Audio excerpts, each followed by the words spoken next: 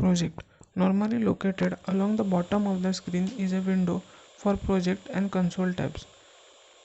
So on bottom of screen we have window for project and console tabs, and sometimes game will be here too.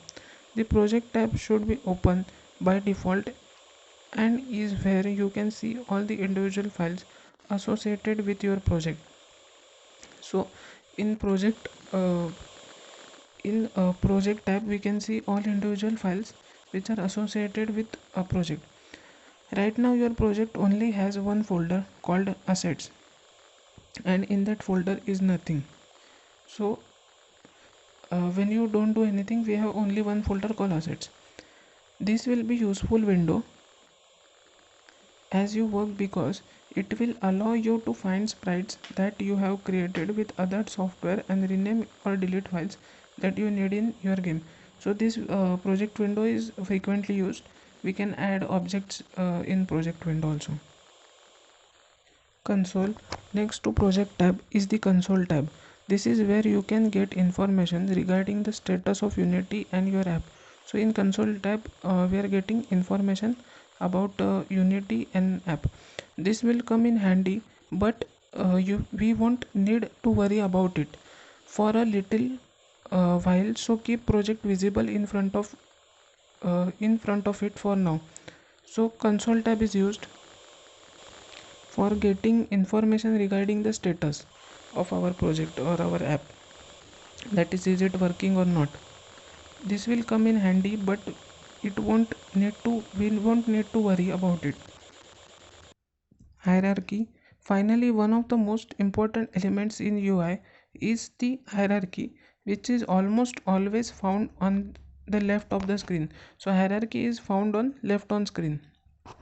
This lets you quickly find specific game objects to make edits, and it's the only way to select invisible objects like checkpoints. So in hierarchy we can find various game objects also. The hierarchy can also be very handy when you want to select multiple objects. So when we select multiple objects, hierarchy is very handy. Maybe all your collectibles for example, and has useful search utility for quickly retrieving specific items. Housekeeping. I recommend that you leave the window in their default configuration. In most cases they have been arranged like that for a reason. So housekeeping is one of the window, but you don't have to deal with it. Just keep it in a default configuration.